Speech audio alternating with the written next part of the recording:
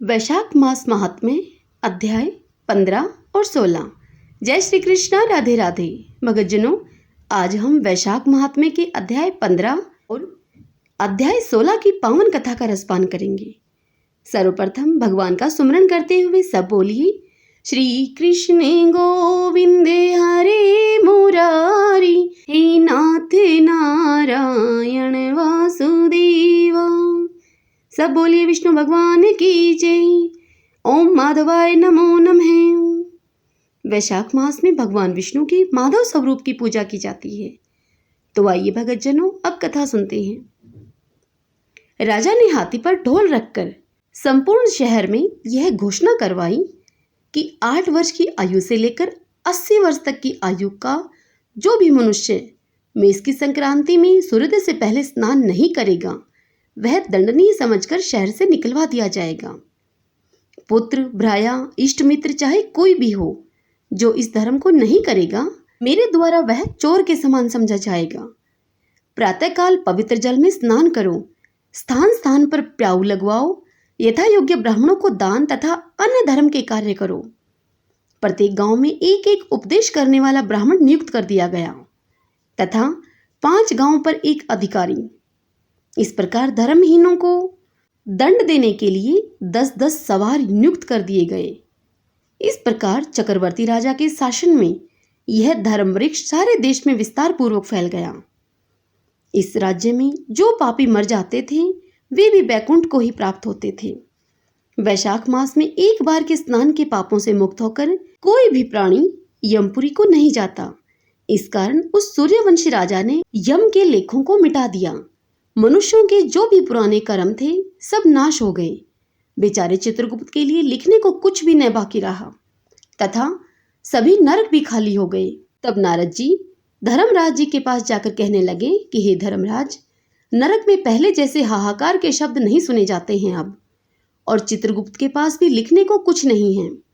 बड़े बड़े पापी भी अब तुम्हारे लोक में नहीं आते। इसका क्या कारण है? तब धर्मराज कहने लगे कि हे महामुनि, एक राजा पृथ्वी पर हुआ है।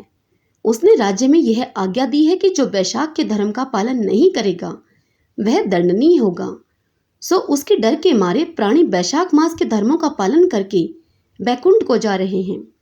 वह राजा चक्रवर्ती है और सारे संसार में उसकी आज्ञा का पालन होता है। कर्मों के नाश से चित्रगुप्त के लिए लिखने को कुछ न रहा और मैं काठ की मूर्ति के समान बैठा हूँ। अब मैं युद्ध करके उसको मारूंगा, क्योंकि मेरे पास अब कुछ काम न रहा और सेवक को स्वामी का कार्य अवश्य करना चाहिए। यदि वह मुझसे नहीं मरेगा तो ब्रह्मा जी के पास जाकर निवेदन कर दूंगा। इस प्रकार नारद जी से कहकर यमराज मृत्यु रोग, जरा आदि सब सेवकों और दूतों को साथ लेकर दंड धारण करके भैंसे पर चढ़कर पृथ्वी पर आए और सिंहनाद करते हुए राजा की नगरी को चारों ओर से उन्होंने घेर लिया। इससे समस्त प्रजा अत्यंत भयभीत हो गई। राजा भी यह सुनकर कि यम ने मेरी पूरी पुरी को घेर लिया है, अपनी सेना सजाकर नगर से वह बाहर आया। फिर दोनों में ऐसा घोर युद्ध हुआ कि रोमांच खड़े हो गए सबके। राजा ने थोड़ी देर में मृत्यु, काल, रोग तथा यमराज के दूसरे दैत्यों को मारकर भगा दिया। तब भैंसे पर सवार होकर यमराज स्वयं राजा के समक्ष आया और भीषण गर्जना करके राजा पर बाण चलाने लगा। तब राजा ने 3 बाणों से उसके धनुष को काट दिया। अब यम ढाल तलवार लेकर राजा को मारने के लिए चला। तब राजा ने उसकी ढाल तलवार भी काट दी और काले सर्प की तरह फुंकार मारता हुआ क्रोधित होकर एक बाण यम के मस्तक पर मारा उसने। तब यमराज ने क्रोधित होकर अपना दंड उठाया और ब्रह्मास्त्र से अभिमंत्रित करके राजा पर छोड़ दिया। उस समय बड़ा हाहाकार मच गया। तब विष्णु भगवान ने अपने भगत की रक्षा हेतु सुदर्शन चक्र छोड़ा, जो कि युद्ध स्थल में आकर दंड से युद्ध करके ब्रह्मास्त्र का निवारण करता हुआ यमराज को मारने लगा। यह देखकर राजा भयभीत होकर चक्र की स्तुति करने लगा। हे भगवान विष्णु के हाथ के आभूषण सहस्त्रधार, तुमको मेरा नमस्कार है। भगवान तुमको सारे लोगों की रक्षा के लिए धारण करते हैं, क्योंकि जो देवताओं के द्रोही हैं तुम उनके काल हो। हे जगतपति, इस यम की रक्षा करो। ऐसी स्तुति को सुनकर चक्र यम को राजा के पास छोड़कर स्वयं बैकुंठ को चला गया। फिर यमराज उदासीन होकर ब्रह्मालोक में ब्रह्मा जी के पास गया। उसको इस प्रकार देखकर सब सभासद विस्मित होकर आपस में कहने लगे कि यम का यहाँ पर कैसे आना हुआ?